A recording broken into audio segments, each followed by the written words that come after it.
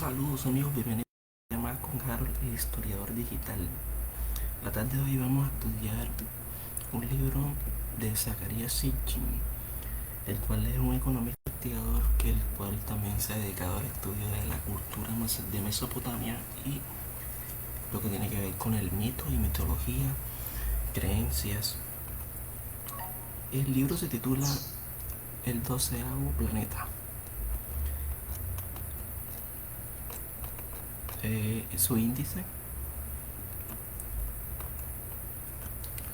un interminable comienzo, la civilización repentina, dioses del cielo, Sumeria, los Neifeljin, que los cuales son mencionados en la Biblia,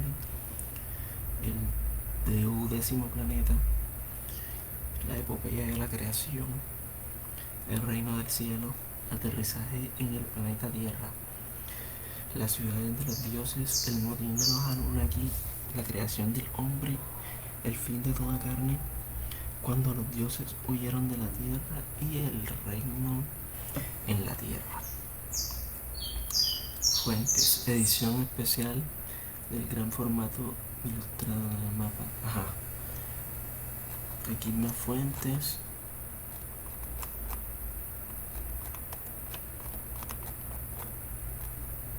Y comenzamos aquí. El comienzo. De todas las evidencias que hemos acumulado para apoyar nuestras conclusiones, la prueba número 1 es el mismo hombre. En muchos aspectos, el hombre moderno, el Homo sapiens, es un extraño en la Tierra. Desde que Darwin mencionó al mundo de los estudiosos y los teólogos de su tiempo con la evidencia de la evolución, la vida en la Tierra se describe a través del hombre y los primates mamíferos vertebrados, remontándonos hasta nuevas formas, hasta aún más inferiores, y llegar al fin miles de millones de años atrás, al punto en el que se presume que comenzó la vida.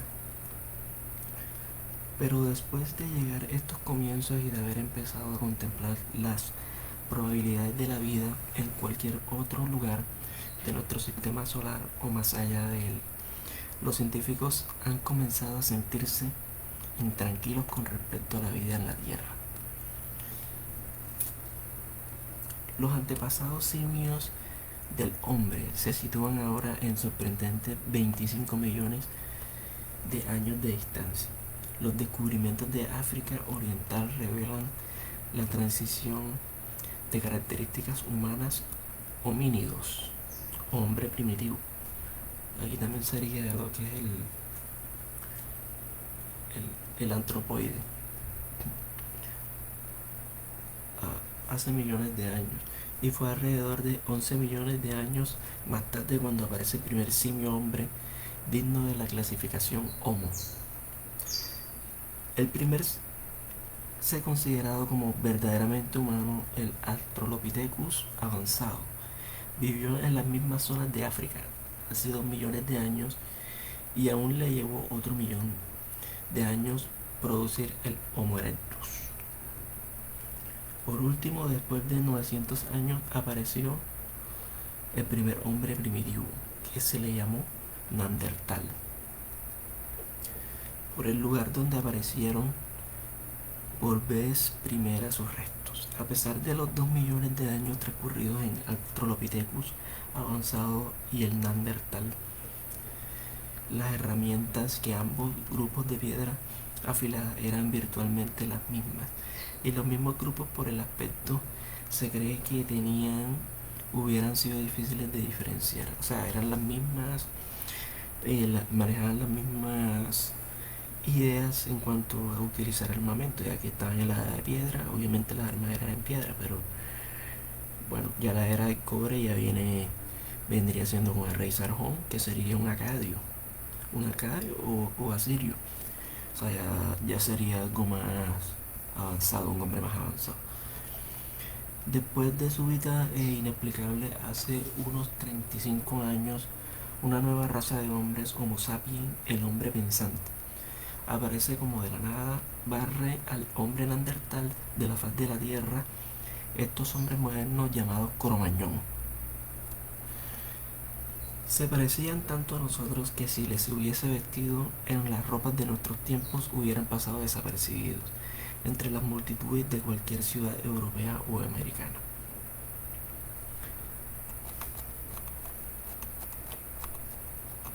Bueno, y después sigue mostrando aquí un mapa de lo que era la expansión de este hombre primitivo. En el texto de Zacarías Sitchin, el 12º planeta, Crónicas de la Tierra. Una de estas cuevas, o sea, como le llamaban el hombre de las cavernas, la de Shanibar, está situada en el noroeste del semiártico de la civilización.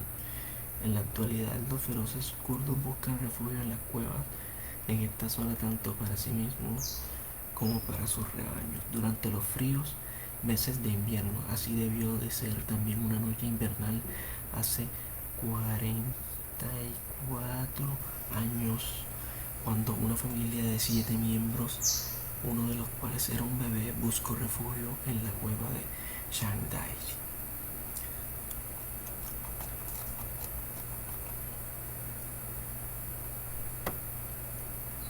En realidad, si leemos el texto original hebreo del libro Génesis, no como un texto teológico, sino como un texto científico, nos encontramos con que también describe con precisión el proceso de domesticación de la planta. La ciencia nos dice que el proceso fue desde las hierbas silvestres hasta los cereales silvestres, para luego llegar a los cereales cultivados y seguir con los arbustos y árboles frutales. Y este es exactamente el proceso que se detalla para el primer capítulo del libro Génesis. Y el Señor dijo: produzca la tierra hierbas, cereales que por semillas produzcan semillas, árboles frutales que den frutos según su especie, que contengan la semilla en su interior. Y así fue. La tierra produjo hierba, cereales que por semillas producían semillas según su especie, y árboles que dan frutos que contienen la semilla en su interior según su especie. El libro Génesis prosigue diciéndonos que el hombre expulsado del jardín del Edén tuvo que trabajar duro para hacer crecer su comida. Con el sudor de su rostro comerás el pan, él dijo el Señor Adán. Y fue después de eso, fue Abel pastor de ovejas y Caín labrador.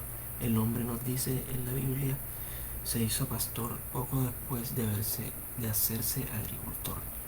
Los estudiosos están completamente de acuerdo con esta secuencia bíblica de los hechos, analizando las diversas teorías sobre la domesticación de los animales. Remarca la idea de que el hombre no pudo haber adquirido un hábito de domesticación o de la cría de animales en cautividad antes de alcanzar el estadio de la vida en unidades sociales de cierto tamaño, asentamientos y comunidades. Entonces aquí aparece el mesolítico, ¿no? Sin embargo, observando las cosas en su conjunto, sería más adecuado denominar a esta era que comienza de los alrededores de la domesticación, más que como la edad de piedra. En el lapso de no más de 3600 años, una noche para los lapsos temporales de este comienzo interminable del hombre se hizo agricultor y se domesticó a las plantas y a los animales salvajes. Entonces aquí cuando pasa a la agricultura, pasa de ser nómada a la agricultura. Ser agricultor, cultivar, y dar como origen al neolítico. Aquí está. Se pasa, los eruditos llaman la edad de piedra nueva neolítico, pero el término es completamente inadecuado, según Zacarías, pues el cambio principal que tuvo lugar alrededor 7700 a.C. fue el de la aparición de la cerámica, por razones que todavía eluden nuestros eruditos, pero aclaran a medida que le pongamos nuestros relatos sobre sucesos prehistóricos. Civilización repentina. Los eruditos griegos hablan de las visitas a Egipto, pero en las antiguas fuentes de conocimiento de las que hablan se encuentra en algún otro lugar. Las culturas prehelénicas del Egeo, o sea, antes de Alejandro Magno, las conquistas de Alejandro Magno, griego, discípulo de Aristóteles. La cultura minoica de la isla de Creta y micénica de la Grecia continental ofrecían evidencias que había sido una cultura de Oriente Próximo y no la egipcia, la cultura de donde habían bebido los griegos. Siria y Anatolia, y no Egipto, eran las principales avenidas a través de las cuales había llegado hasta los griegos, una civilización más antigua. O sea, los griegos absorben todo lo que es ese conocimiento, ¿no? Al darse cuenta que la invasión dórica de Grecia y la invasión israelita de Canaán se siguió al éxodo de Egipto. Ahí está. Tuvieron lugar casi al mismo tiempo, alrededor del siglo XIII a.C. Los estudiosos comenzaron a descubrir cada vez más similitudes entre las civilizaciones semitas y helénicas. Bueno, y aquí viene algo que es el alfabeto. El alfabeto antiguo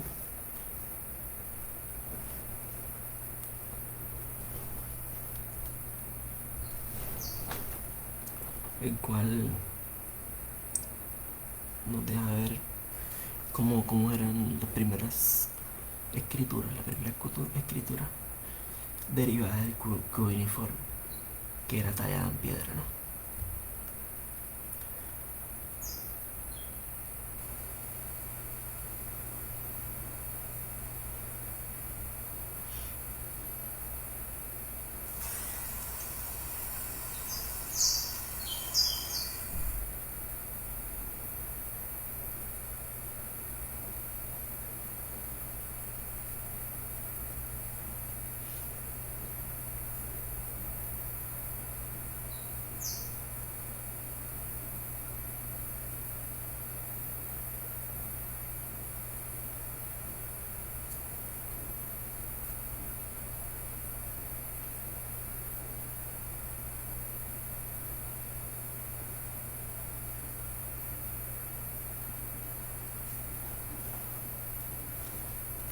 Bueno, seguimos aquí, entonces tenemos el nombre en hebreo, tenemos el griego, producto del griego, el posterior del griego, nombre del griego y al latín. Entonces aquí sería Aleph, sería el símbolo este. Sería como una especie, no sé, habría que descifrarlo porque esto sí fue tallado en piedra. Y bueno, pero vamos al griego, sería alfa, Aleph, alfa, y al latín la. Sería Bet, Gimel, Gamma, Delta,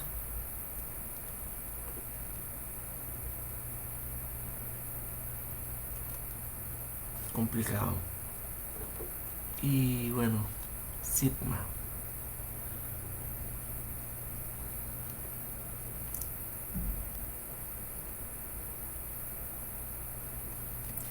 H transligerado normalmente como H por hacerlo más sencillo, se pronuncia en lenguas sumerias y semita como She. En el escocés o alemán, LOL. S transliterado normalmente como S por hacerlo más sencillo, se pronuncia en lenguas sumerias y semita como TS. Similitudes entre el dios hebreo Yahvé y la deidad de los Aquemenidas llamada Señor Sabio, al cual representaba ceñiéndose en los cielos dentro de un globo alado, como la muestra el sello real de Darío. Se tiene por demostrado que las raíces culturales, religiosas e históricas de los antiguos persas se remontan a los primitivos imperios de Babilonia y Asiria, cuyo auge y caída están registrados en el Antiguo Testamento. Ahí está, Antiguo Testamento. Al principio se tuvo por dibujos decorativos los símbolos que constituyen la escritura grabada, los monumentos y sellos aquemenidas. A medida que fueron descifradas las inscripciones aquemenidas, se fue haciendo evidente que estaban escritas en la misma manera que las inscripciones encontradas en las antiguas obras y tablillas de Mesopotamia. Las llanuras y las tierras altas se extienden en los ríos Tigres y Éufrates. Entonces hay una foto más o menos de cómo era. Si no estoy mal, esta es la Torre de Babel. Pero el diseño de la ciudad de la escultura retrataba en forma de vida grandes magnitudes, palacios, templos, las casas, los establos, los almacenes, las murallas, los partidos, los adornos, las estatuas, obras de arte. La historia de dos imperios que habían competido por el control de Mesopotamia, Babilonia y Asiria, en el sur y el otro en el norte, con sus ascensos y caídas, con sus luchas y coexistencia, ambas confrontaron lo más elevado de la civilización a lo largo de 1500 años, surgiendo las dos a lo alrededor de en 1900 a.C. Asur, el rey Asur, y Nínive, que Nínive está en la Biblia, ¿no? Fueron finalmente capturadas y destruidas por los babilonios. Y tal habían pedido los profetas, la misma Babilonia tuvo infame final cuando Ciro de Aquemena conquistó. Aquí habla ya de rey Sargón. Y acá de veras existió la capital de Babilonia y Nínive, las ruinas de Mesopotamia, El rey Sargón, el verdadero, significa el verdadero rey. Nimrod, que era familia de Noé, que fue el primero que se hizo prepotente en la tierra, o sea, fue un mal rey. Nimrod. Invito a que lean sobre Nimrod, rey Nimrod. Aparece también en el Corán. Nimrod era un rey bastardo, el que maldició Noé con su dios Yahvé en la arca. Muchos investigadores han especulado con la posibilidad que Sargón de acá fuera el bíblico Nimrod. Ahí está. Entonces Sargón es el mismo Nimrod, según citando a Zacarías Sitchin, que aparece en la Biblia y el Corán. En versículos de arriba uno lee X en vez de Cus. La impresión de que Nimrod había sido precedido por Kis, que es lo que dice de Sargón. Los estudiosos comenzaron entonces a aceptar literalmente el resto de la descripción. Él derrotó a Urut, o sea, donde vivía Gilgamesh, y echó abajo a sus murallas, venció la batalla de epopeya de Gilgamesh. No sería la bíblica Eret idéntica a Urut de las inscripciones de Sargón, y cuando el llamado War actualidad, ese resultó el caso. Y la de Ur, donde nació Abraham o Ibrahim, relacionada con Sargón, no era otra que la bíblica de Ur, el mesopotámico lugar de nacimiento de Abraham. Ahí está. Los descubrimientos arqueológicos no solo reivindicaban las crónicas bíblicas, sino que también parecían asegurar, o sea, hay mucha información en estos libros de Zacarías Sitchin. Bueno, terminamos con esto, lo que es la cultura cuneiforme. Analizaremos un poco lo que es el tallado en piedra. Aquí vemos el tallado original envuelto el arcaico común asirio, y aquí cambia. Y pronunciación, se dice ki, y el significado tierra, ki, o sea, sería el ki, la tierra, ki, la tierra. Luego vemos este envuelto arcaico común asirio, los símbolos todos son tallados en piedra, escritura cuneiforme. La pronunciación sería kur, que significa montaña.